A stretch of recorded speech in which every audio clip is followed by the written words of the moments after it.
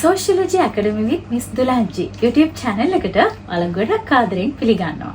ඉතින් සමාජ විද්‍යාවේ යටතේ කතා කරන දෙවනි පාඩම සමාජ විද්‍යාවේ ආරම්භය සහ විකාශනය.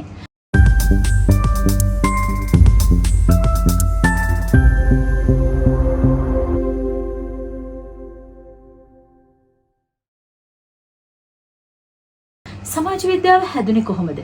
ගොඩක් අයට තියෙන ලොකු ප්‍රශ්නයක්. සමාජ විද්‍යාව හැදුනේ ප්‍රධාන වශයෙන්ම මෙන්න මේ දේ පදනම් කරගෙන. ඒක ඔයාලා හොඳට මතක තියාගන්න. සමාජ විද්‍යාව ආරම්භ වෙන්නේ සමාජ වෙනස් වීම කියන සංකල්පයත් එක්ක. ඒ කියන්නේ මොකද්ද? ගොඩක් දෙනෙක්ට ප්‍රශ්නයක් වෙන්න පුළුවන්. මම මෙන්න මේ උදාහරණ දෙන්නම්කෝ. ඔයාලට මතක ඇතිනම් 70 80 දශකයේ ෆිල්ම් ශ්‍රී ලංකාවේ හැදිච්ච ඒවයි 2019 20 කාලවල වලදී හැදිච්ච ලංකාවේ හැදිච්ච චිත්‍රපටි ටික අරගෙන බලන්න. සමාජ වෙනස් වීම හොඳට තේරුම් ගන්න පුළුවන්. 70 80 දශකයේ කොළඹ කොයි විදිහටද තිබුණේ? හැබැයි ඊට සාපේක්ෂව 2019 2020 වගේ වෙනකොට කොළඹ පුරවරේ කොහොමද වෙනස් වෙලා තියෙන්නේ? අන්න ඒක තමයි සමාජ වෙනස. සමාජයේ වෙනස් වෙලා තියෙන්නේ කොයි ආකාරයෙන්ද? ඔන්න ඕක තමයි මූලික වශයෙන්ම සමාජ විද්‍යාව කියන විෂය ආරම්භයට තෝතැන්නක් උනේ. ඉතින් සමාජ වෙනස් වීම සමාජ විද්‍යාව කියන විෂය ආරම්භ වෙලා තාමත් වසර 180ක් වගේ පුංචි කාලයක් තමයි ගෙවිලා ගිහිල්ලා තියෙන්නේ. හැබැයි මේ සමාජ විද්‍යාව කියන දේ නිර්මාණය වෙන්න බලපාපු ප්‍රධාන හේතු කාරණා කීපයක් තියෙනවා. අපි ඉදිරියේදී කතා කරමු. මේක සමාජ විද්‍යාව කියන විෂය ඉස්ලාම නිර්මාණය වෙන්නේ 19 වන සියවසේ මැද භාගයේදී කොහෙද? ප්‍රංශයේ. හොඳට මතක තියාගන්න 19 වන සියවසේ මැද භාගයේදී ප්‍රංශයේ තමයි සමාජ විද්‍යාව කියන විෂය ආරම්භ වෙන්නේ. ඉතින් මේ සමාජ වෙනස් වීම අපි කතා කරපු මෙන්න මේ සමාජ වෙනස් වීම ප්‍රධාන හේතු කාරණා 3ක් මුල් කරගෙන තමයි පුතේ සිද්ධ වෙන්නේ. ඒ හේතු කාරණා 3 තමයි මෙන්න මේක. අංක 1 ආගමික ප්‍රතිසංස්කරණ. අංක 2 කාර්මික පුනරුදය. අංක 3 දේශපාලන විප්ලව. මෙන්න මේ සාධක 3 පදනම් කරගෙන මේ තුනින්ම වෙන්නේ සමාජයේ වෙනස් වීම. මෙන්න මේ කාරණා 3 පදනම් කරගෙන තමයි සමාජ විද්‍යාව කියන සංකල්පය නැත්නම් සමාජ විද්‍යාව කියන විෂය සමාජයට එකතු වෙන්නේ. ඉතින් අපි බලමු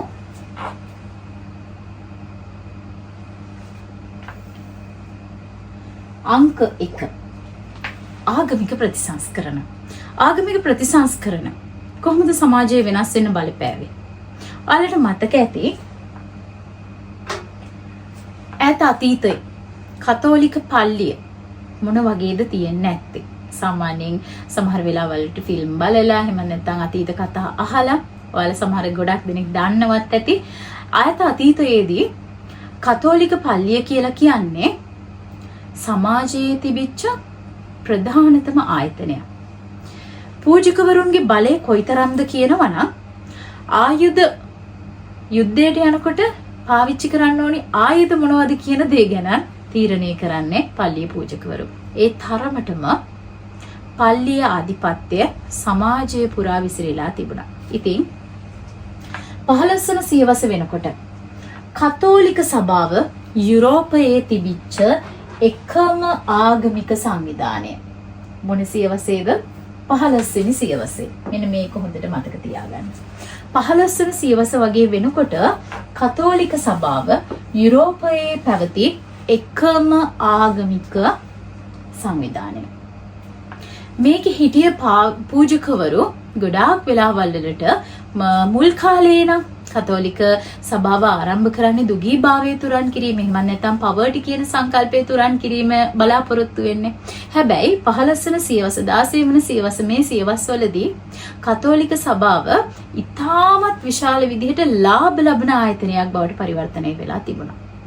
කොටින්ම කියනවා නම් දුගී භාවය තුරන් කිරීමේ පදනම යටතේ ගොඩනැගිච්ච මේ ආගමික සංස්ථාව මිනිස්සු තලා පෙලා පීඩණයට පත් කරන බදු මුදල් අය කර ගැනීමේදී පවා මිනිස්සු පීඩණයට පත් කරන ආයතනයක් බවට පරිවර්තනය වෙලා තිබුණා. ඉතාමත් දූෂිත ආයතනයක් වෙලා තිබුණේ මේ කතෝලික සභාව.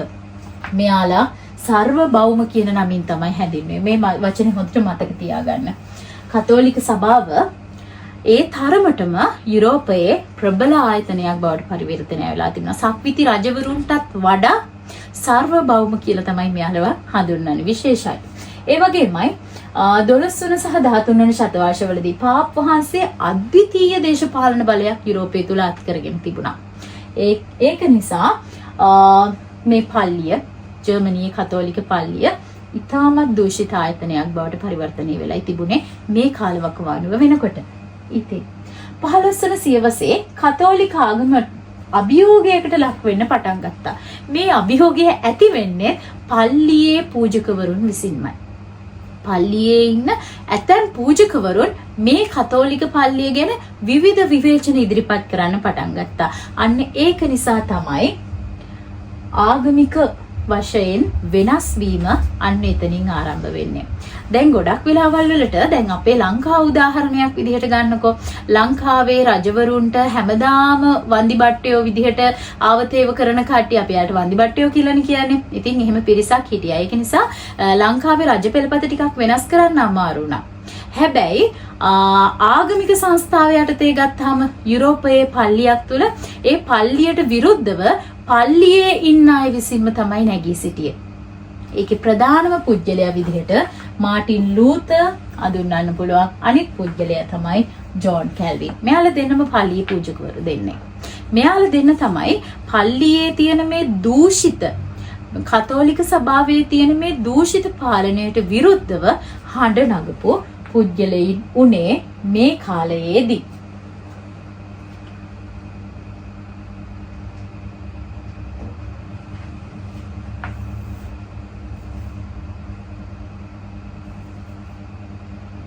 හරි. මාටින් ලූතර් කොහොමද මේ පල්ලියට විරුද්ධව කතා කළේ? ඒක යටතේ අපි කතා කරන්නේ රෙපර්මාදු ක්‍රිස්තියානි දර්ශනය. මාටින් ලූතර් විසින් ඉදිරිපත් කරපු දර්ශනයට අපි කියනවා රෙපර්මාදු ක්‍රිස්තියානි දර්ශනය. ඉතින් මාටින් ලූතර් දේව ධර්මය කියන දේ ගැඹුරටම හදාරපු කෙනෙක්. ඉතින් මෙයා ජර්මනියේ වීටන්බර්ග් විශ්වවිද්‍යාලයේ මහාචාර්යවරයෙක් මාටින් ලූතර් කියලා කියන්නේ. ඉතින් මෙයා 1510 දී රෝමෙට යනවා. රෝමේ කතෝලික පැවිද්දන්ගේ ජීවිතය පිළිබඳව මෙයා පොඩ්ඩක් අධ්‍යයනය කරනවා. මෙයා නිරීක්ෂණය කරනවා. ලූතරට තේරෙනවා මේ කතෝලික පල්ලිවල ඉන්න පූජකවරු කොයි තරම්නම් අසංවරද. කොටින්ම කියනවා නම් පව් සමා කිරීමට පල්ලියට දාන දෙන්න ඕනේ. පල්ලියට දාන දුන්නොත් ඕනම පුද්ගලයෙක් කරපු ඕනම පව්කාරකමක් නැති වෙලා යනවා කියලා තමයි මේ කාලේ පූජකවරුන් හදාගෙන තිබෙන මතය. ඉතින් කවුරු හරි මොනවා හරි වැරැද්දක් කරලා පූජකවරුන්ට ගිහිල්ලා තුටුපඬුරු දුන්නොත් ඒ පව් සමා කරගන්න පුළුවන් කියලා තමයි මේ කාලේ යුරෝපයේ පූජකවරු මතයක් ගොඩනගලා තිබුණේ. මාටින් ලූතර් මේ පිළිබඳව අධ්‍යයනය කරා. මේ පිළිබඳව නිරීක්ෂණය කරා. ඉතින් ලූතර් විසින් මේ අරගෙන ගියපු ක්‍රිස්තියානි ආගමට විරුද්ධව මෙයා මතයක් ඉදිරිපත් කරනවා. මෙයා ව්‍යාපාරයක් ගොඩනගනවා. ඒක තමයි රෙපර්මාදු ක්‍රිස්තියානි දර්ශනය කියලා අපි කියන්නේ. ඉතින් මේ ලූතර් අරගෙන යන ව්‍යාපාරය ලූතර් මේ ක්‍රිස්තියානි දර්ශනයට විරුද්ධව අරගෙන යන මේ ව්‍යාපාරයට මෙයාට ගොඩක් උදව් උපකාර කරපු දෙයක් තමයි මුද්‍රණ යන්ත්‍රය. මේ කාලේ වෙනකොට මුද්‍රණ යන්ත්‍රය කියන දේ හොයාගෙන තිබුණා.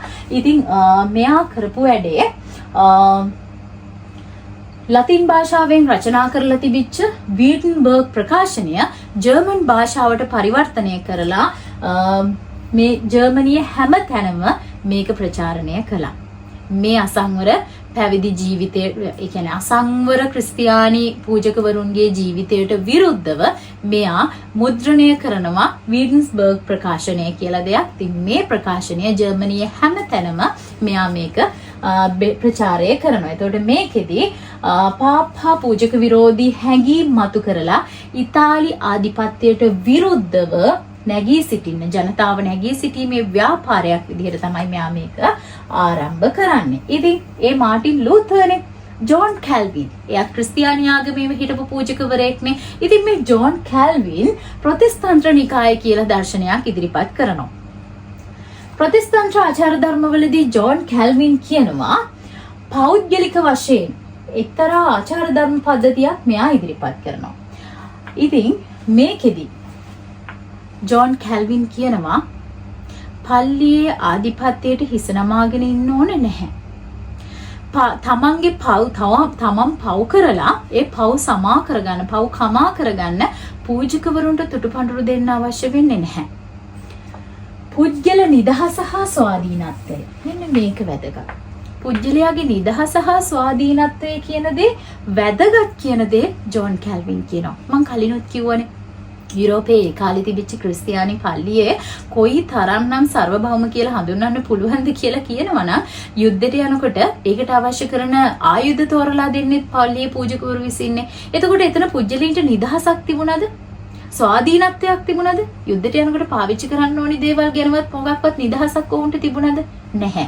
පුජ්‍යලයාගේ බදුබර කොයිතරම්නම්ද? දුගීභාවයේ තුරන් කිරීම වෙනුවෙන් ගොඩනගපු මේ සංවිධානයම මිනිස්සුන්ගේ බදු මුදල් සෝරා ගන්න පටන් ගන්නකොට කොයිතරම්නම් අසංවරද අශීලාචාරද? ඉතින් ජෝන් කැල්වින් කියනවා පුජ්‍යලයන්ගේ නිදහස හා ස්වාධීනත්වය වැදගත්. අන්න ඒ දෙයට තමයි මූලික අවධානය දෙන්න ඕන. මෙයා කියනවා, ඒ කියන්නේ මෙයා විසින් ඉදිරිපත් කරපු ප්‍රොටෙස්ටන්ත ආගමේ මූලිකම හරය මෙන්න මේක. වෙහෙස මහන්සියෙන් මුදල් හම්බ කරමින් ඒවා අර පිරිමැස්මෙන් වියදම් කරන්න ඕන. පුජ්‍යලයා වෙහෙස මහන්සියෙන් මුදල් හම්බ කරන්න ඕනි. කය වෙහෙසා හෝ මොලේ වෙහෙසා හෝ කොහොම හරි තමන් මහන්සි වෙලා හම්බ කරන්න ඕනි. හැබැයි මේ හම්බ කරන ඒවා එකපාර වියදම් කරන්න ඕනේ. ඒවා අවශ්‍ය දේවල් වලට පමණක් වියදම් කරලා ඉතිරි ඒවා තමන්ගේ අර පිරිමැස්මෙන් පාවිච්චි කරලා ඒ ඉතිරි මුදල් නැවත නැවතත් ලාභ ලැබෙන කටයුතු වලට යොදවන්න ඕනි. අන්න ඒක තමයි ප්‍රොටෙස්ටන්ත ආචාර ධර්මවල හරය. ඉතින් කලින් තිබිච්ච කතෝලික ආගමට වඩා මෙයා මේ ඉදිරිපත් කරන ප්‍රොටෙස්ටන්ත ආචාර ධර්ම ටිකක් වෙනස්. කලින් කියන්නේ ඔයාලා මේ විදිහට කරොත් පව් සිද්ධ වෙනවා. ඒකින්ද පින් ලබා ගන්න නම් පව් සමා කර ගන්න නම් මේ දේවල් කරන්න ඕනි. හැබැයි ප්‍රොටෙස්ටන්ත ආගමේ අය කියන්නේ ජෝන් කැල්වින් කියන්නේ තමන්ගේ දියුණුව තමන් විසින් සලස ගන්න ඕනි. තමන්ගේ දියුණුව තමයි වැදගත්. දියුණු වෙන්න නම් කය වෙහෙසලා, මනස වෙහෙසලා, මහන්සි වෙලා වැඩ කරන්න ඕනි. ඒ වැඩ කරලා ලබා ගන්න වැටුප, එහෙම නැත්නම් තමන් ලබා ගන්න ලාභය අවශ්‍ය දේවල් වලට විතරක් වියදම් කරලා ඉතිරි දේවල් නැවත ලාභ ලබන දේවල් වලට යොදවන්න ඕනි. ඉතින් මෙන්න මේ ප්‍රොටෙස්ටන්ත ආචාර ධර්ම වල හරය සමස්ත යුරෝපය පුරාම දැඩි ආందోලනයකට ලක් වෙන්න පටන් ගත්තා. ගොඩක් පුජ්‍යලයෝ කතා වෙන්න ගත්තා. අපි මෙච්චර කල් හම්බ කරන දේවල් පල්ලියට දුන්නේ. අපිට කියලා අපි දෙයක් කරගත්තේ නැහැ. එහෙනම් මේ ජෝන් කැල්වින් කියන දේ ඇත්ත. මේ පූජකවරයා කියන්නේ අපි හම්බ කරගත්තොත් තමයි අපිට සතුටින් ඉන්න පුළුවන්. අපි හොඳට ජීවත් වෙනවා කියන්නේ ඒක තමයි දෙවියන්ගේ සතුට. පරලොවදී මොනවා වෙයිද කියන දේ ගැන අපි දන්නේ නැහැ. ක්‍රිස්තියානි ආගමේ කියන්නේ මරුණට පස්සේ මෙන්න මේ විදිහට වෙනවා, මේ වගේ සුගතිගාමී ජීවිතයක් ගත කරනවා කියලානේ. හැබැයි ප්‍රොටෙස්ටන්ත ආගමේ කියන්නේ මරුණට පස්සේ වෙන දේවල් අපි දන්නේ නැහැ. ජීවත් වෙලා ඉන්න කාලේ Taman සාර්ථකත්වයක් ලබනවා කියන්නේ ආන්ගේ දේ තමයි දෙවියන් වහන්සේ දැක්කා කියලා. දෙවියන් වහන්සේගේ ළඟට යනවා, සුගතියත් කරගන්නවා කියලා ප්‍රොටෙස්ටන්ත ආගමේ කියලා දෙනවා. ඉතින් ජෝන් කැල්වින් තවදුරටත් කියලා දෙනවා කම්මැලිව ජීවත් වෙන පුජ්‍යලයා විශාල පාපයක් කරගන්නවා. කය වෙහෙසවලා වැඩ කරන පුජ්‍යලයා තමන් සතුටු කරනවා වගේමයි දෙවියන්වත් සතුටු කරලා දෙවියන් ළඟට යනවා. මෙන්න මේ අදහස තමයි ප්‍රොටෙස්ටන්ත ආචාර ධර්මවලදී කතා කරන්නේ. ඉතින් බලන්න මෙන්න මේ අදහසම යුරෝපය තුල කොයි තරම්නම් ආందోලනයක් ඇති කරන්න ඇතිද නේද? පස්සේ මේ මාටින් ලූතර් සහ ජෝන් කැල්වින් විසින් මාටින් ලූතර් ගේනවා රෙපර්මාදු ක්‍රිස්තියානි දහම, ජෝන් කැල්වින් විසින් ගේනවා ප්‍රොටෙස්ටන්ත ආචාර ධර්ම. මෙන්න මේ දෙකේ හරයන් එකට එකතු වෙලා තමයි ඒ කාලේ තිබිච්ච යුරෝපීය සමාජයේ මුල් බැසගෙන තිබිච්ච සාම්ප්‍රදායික ක්‍රිස්තියානි දහම වෙනස් කරලා මිනිසුන්ගේ මනස වෙනස්ම ආකාරයකට නිර්මාණය කරන්න ප්‍රබල බලපෑමක් කරේ. එතකොට ප්‍රධාන වශයෙන්ම මේ ජෝන් කැල්වින් සහ මාටින් ලූතර් කියන දෙන්න තමයි මේකෙදි වැදගත්ම පුජ්‍යලයින් දෙන්න වෙන්නේ. මේ දෙන්න එකට එකතු වෙලා ගොඩනගපු මෙන්න මේ ආගමික ප්‍රතිසංස්කරණ තමයි පුතේ මේකෙදි වෙනස්කමක් ඇති කරන්නේ, සමාජ වෙනස් වීමක් ඇති කරන්න ප්‍රබල බලපෑමක් කරන්නේ. ඉතින් මේ පිළිබඳව මැක්ස් වෙබර් පස්සේ කාලෙකදී අධ්‍යයනය කරලා එයා විසින් පොතක් නියනවා ප්‍රතිස්තන්ත්‍ර ආචාර ධර්ම සහ ධනවාදී හරය කියලා. ඉතින් ඒකෙදි මෙයා කියනවා මේ ආකල්ප වෙනස මගින් පසුකාලීන තාර්කික ධනවාදී අර්ථ ක්‍රමය බටහිර රටවල් වල ඇති කරන්න හේතු වුණා කියලා. ඉතින් ඔයාලගෙන් ප්‍රශ්නයක් අහන්න පුළුවන් සමාජ විකාශනය නැත්නම් සමාජ විද්‍යාවේ විකාශනය පිළිබඳව ඔබගේ අදහස කොහොමද? එහෙම නැත්නම් සමාජ විද්‍යාවේ විකාශනයට ආගමික වශයෙන් බලපෑම් කරේ කොහොමද? ඉතින් ඒ ප්‍රශ්නට උත්තරයක් ලියනවා නම් අනිවාර්යයෙන්ම මේ මාටින් ලූතර් සහ ජෝන් කැල්වින් ගැන නොලියා ඉන්න බෑ. අනිවාර්යයෙන්ම ලියන්න ඕනි. සමාජ විද්‍යාවේ විකාශනයට බලපාපු එක හේතු කාරණාවක්නේ අපි දැන් කතා කරේ ආගමික ප්‍රතිසංස්කරණ. අනිත් හේතුව අනිත් බලපෑම තමයි අනිත් ප්‍රතිසංස්කරණය තමයි අපි කතා කරන කාර්මික පුනරුදය. කාර්මික පුනරුදය. එහෙම නැත්නම් අපි කියනවා කාර්මික විප්ලවය. මේ දෙකම සමානයි. එතකොට ඒ කියන්නේ මොකක්ද? අපි දන්නවා ශ්‍රී ලංකාවේ සාම්ප්‍රදායික ගැමි සමාජ කොහොමද ගොඩ නැගිලා තිබුණේ? ගම මූලික කරගෙන සාම්ප්‍රදායික ගමක් තිබුණා. අපි අර කියන්නේ වැවයි ගමයි පන්සලයි වැවයි දාගබයි කියන සංකල්පය දෙක චේන්ජ් වෙන්න ඕනද නැහැ. කොහොම හරි ඒ සංකල්පයත් එක්ක ගොඩ නැගිලා තිබිච්ච සාම්ප්‍රදායික ගමක් තියෙනවනේ. වැවක් තියෙනවා නම් ඒ වැව වටේ මිනිස්සු ජීවත් වෙනවා. ඒ වැවෙන් තියෙන මේ වතුර හරහා තමයි කෘෂි කර්මාන්තය කරන්නේ. ඔන්න ඔය වගේ සාම්ප්‍රදායික අදහස් තිබිච්ච සාම්ප්‍රදායික ගමක් ඔයාලට මේ වෙනකොට මතක් වෙන්න ඕනේ. ඉතින් යුරෝපයේ තුලත් මෙන්න මේ විදිහට තමයි තිබුණේ. සාම්ප්‍රදායික ගම් විදිහට තමයි ගොඩ නැගිලා තිබුණේ. ගමක් තියෙනවා. ඒ ගමේ මිනිස්සු ජීවත් වෙනවා. Tamanට අවශ්‍ය දේවල් Taman විසින්ම නිෂ්පාදනය කරනවා. අපි කියනවා මේකට සම්පෝෂිත ආර්ථික ක්‍රමයක් කියලා. ඒ වගේමයි Tamanගේ මේ සරල ජීවන රටාවක් මිනිස්සු තුල තිබුණා. පස්සේ කාලෙකදී ටික ටික දැන් මිනිස්සුන්ගේ ජනගහන වර්ධනයත් එක්ක මිනිස්සුන්ගේ අවශ්‍යතාව වැඩි වෙන්න පටන් ගන්නකොට මේ කෘෂිකාර්මික ජීවිතය ඒ තරම් ගැළපෙන්නේ නැහැ. ඒකට හේතු කාරණා කීපයක්ම තිබුණා. එකක් තමයි අර ආගමික ප්‍රතිසංස්කරණ. සාම්ප්‍රදායික විදිහට මිනිස්සු හිතන්න ගත්ත දේන් ටිකක් වෙනස් වෙන්න පටන් ගත්තනේ. ඉතින් මේ විදිහට ජීවත් වෙනවට වඩා අපි දෙයක් උපය ගන්න ඕනේ. අපි දේවල් හම්බ කරන්න ඕනේ. මේ හම්බ කරලා ලාභ හොයන්න ඕනේ කියන සංකල්පය මිනිස්සු තුළ ඇති වෙන්න පටන් ගත්තා. ඔන්න ඔතනින් තමයි කාර්මික විප්ලවය කියන සංකල්පය මේ සමාජයේ යුරෝපීය සමාජය තුළ ඇති වෙන්නේ. ඉතින් අර සාම්ප්‍රදායිකව ගොඩ නැගිලා තිබිච්ච ගම්වල හිටිය මිනිස්සු පොඩ කර්මාන්ත කාර්මික මිනිස්සු බවට පරිවර්තනය වෙන්න පටන් ගත්තා. කොහොමද එහෙම වුනේ? අර මං කියවනේ ආගමික විප්ලවයේදී ආගමික ප්‍රතිසංස්කරණවලදී මේ පූජකවරුන් දෙන්න කියපු දේවලුත් එක්ක අර ලාභ ලබන්න ඕනි කියන සංකල්පය අන්නේ ලාභ ලබන්න ඕනි කියන සංකල්පය මෙතනදී මූලික වෙන්න පටන් ගත්තා. දැන් අපි උදාහරණයක් විදිහට මෙහෙම ගමු. ගමක මිනිස්සු ටිකක් ඉන්නවා. ওই මිනිස්සුන්ට අවශ්‍යයි ඇඳුම්. ඇඳුම් අත්‍යවශ්‍ය දෙයක් නේ. ඉතින් මේ ගමක එක්කෙනෙක් ඉන්නවා කියලා හිතන්නකො රෙදි මහන. ඒ එක්කෙනාට රෙදි මහන්න දවසකට ගෙවල් 10කින් ඕඩර් හම්බෙනවා. ඒ මිනිහයාට එක දවසකට එක ඇඳුමයි මහන්න පුළුවන්. ඉතිරි දවස් ටික කොහොමද බෙදාගන්නේ? නේද? එතකොට දවස් 10 ගෙවල් 10ට ඇඳුම් ටික මහලා දෙන්න එක ඇඳුමක් මහන්න දවස් 10ක් යනවා. ඉතින් එක ඇඳුමක් මදිනේ නේද? එතකොට මිනිස්සු අර ඉන්න ජනගහන වර්ධනයත් එක්ක කොහොමද මෙහිම කරන්නේ? මේ කාලයේදී ඔන්න මිනිස්සු හිතන්න පටන් ගන්නවා. එයාලා මොලේ වෙහෙසවන්න පටන් ගන්නවා. හැමදාම මේ විදිහට එකක් දෙකක් මහලා හරියන්නේ නැහැ. ඉල්ලුම වැඩි. ඉල්ලුමට අනුව සැපයුම දෙන්නේ කොහොමද? ඒ සැපයුම දෙන්න නම් මං තව මොනවද මේකට කරන්න ඕන?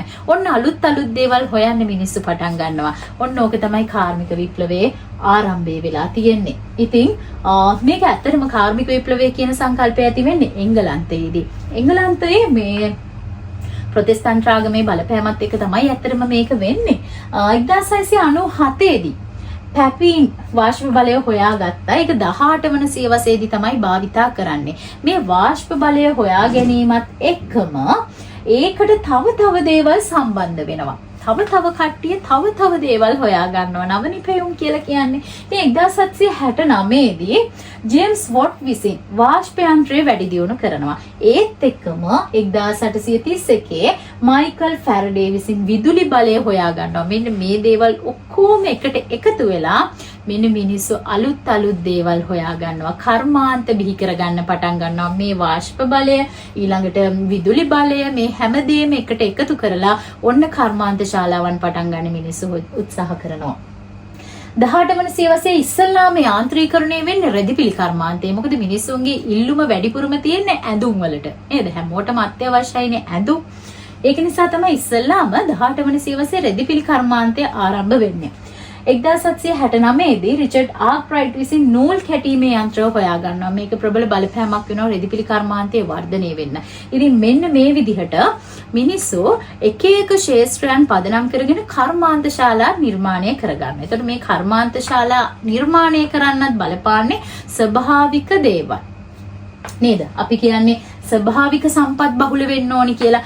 අන්න ඒ පදනම මත ස්වභාවික සම්පත් බහුලව තියෙන තැන්වල කර්මාන්ත ශාලාවන් ඉදි වෙන්න පටන් ගන්නවා.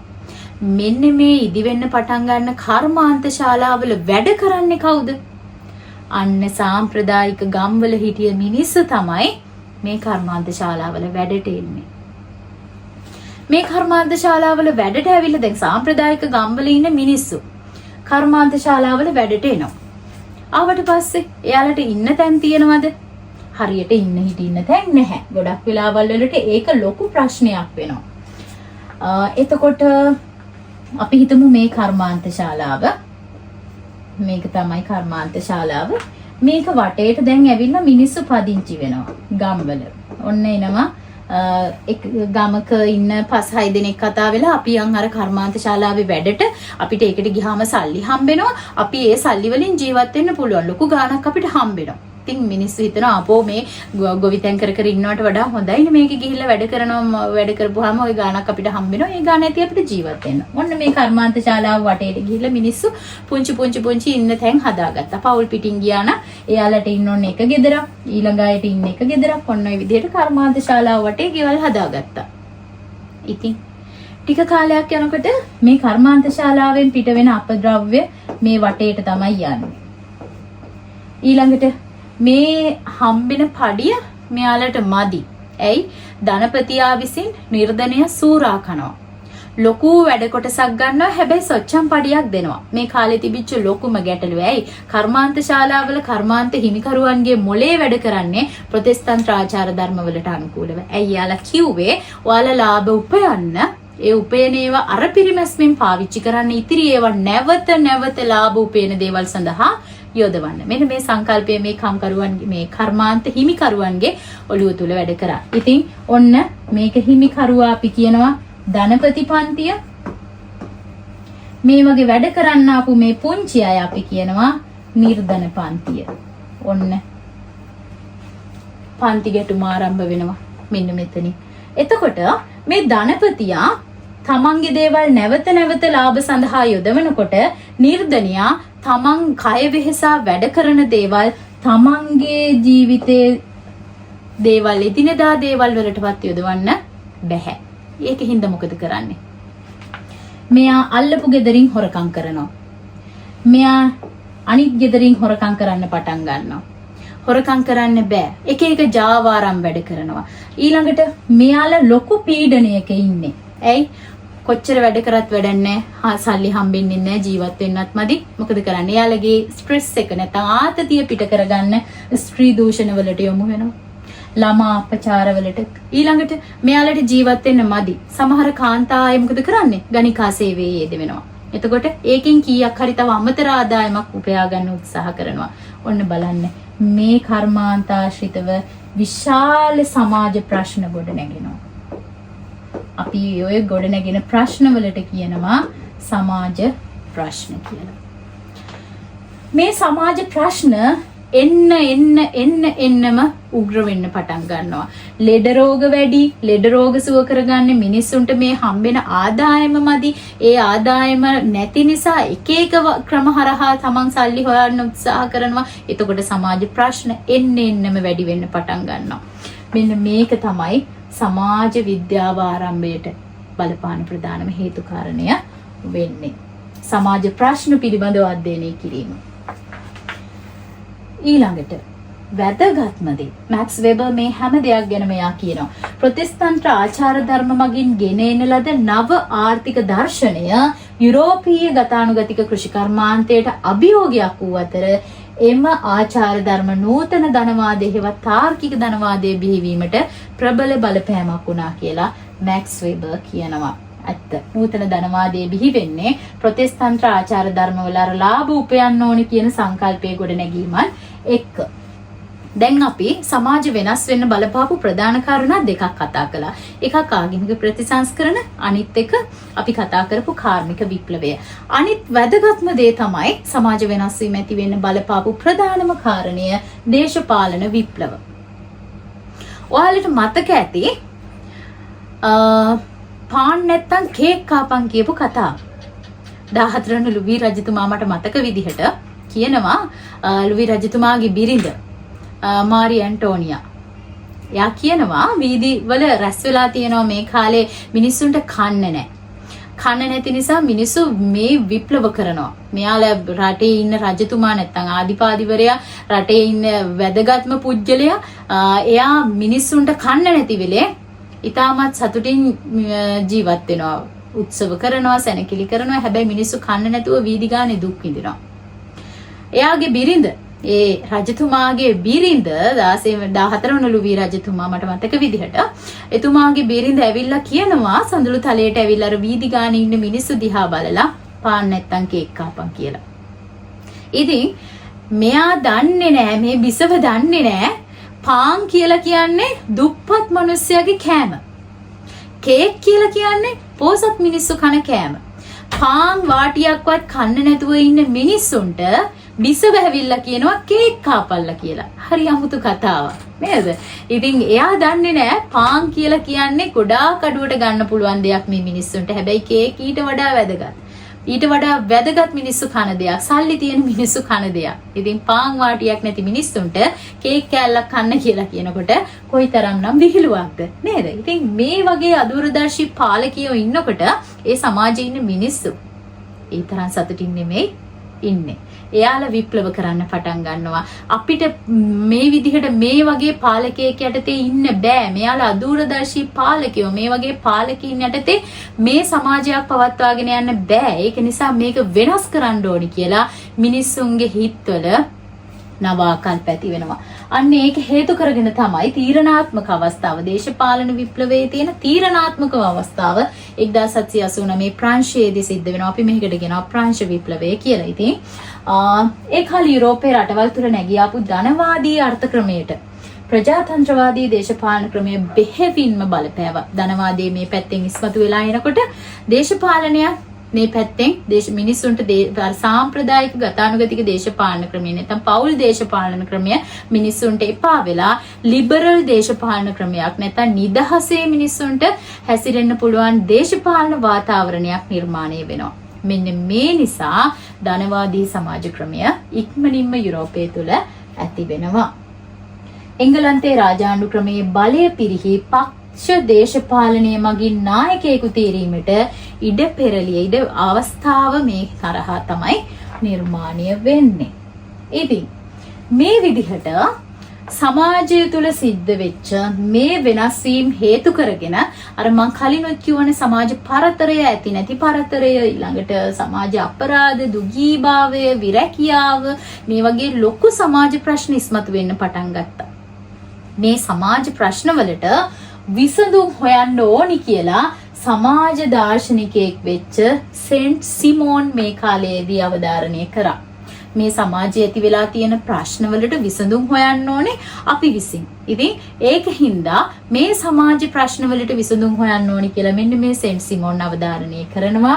මෙන්න මේ හේතු කරගෙන තමයි සමාජ විද්‍යාව කියන සංකල්පය නැත්නම් සමාජ විද්‍යාව කියන විෂය සමාජය තුළ ආරම්භ වෙන්නේ. පස්සේ තමයි අපි අර කලින් කතා කරා කලින් පාඩමේදී සමාජ විද්‍යාවේ පියා ඔගස් කොම්ට් විසින් සමාජ විද්‍යාව කියන සංකල්පය නිර්මාණය කරලා සමාජය පිළිබඳව හදාරන විවිධ න්‍යායන් ඉදිරිපත් කරන්න. ඉතින් එතනින් පස්සේ ගොඩාක් දාර්ශනිකයින් සමාජ විද්‍යාව පිළිබඳව අධ්‍යයනය කළ විවිධ දේවල් න්‍යායන් මේ සමාජ විද්‍යාවට එකතු කරනවා. ඊළඟ පාඩමේදී අපි කතා කරමු සමාජ විද්‍යාවේ පුරෝගාමීන් කවුද? එයාලා විසින් සමාජයට දායාද කරපු දේවල් මොනවද කියන දේ.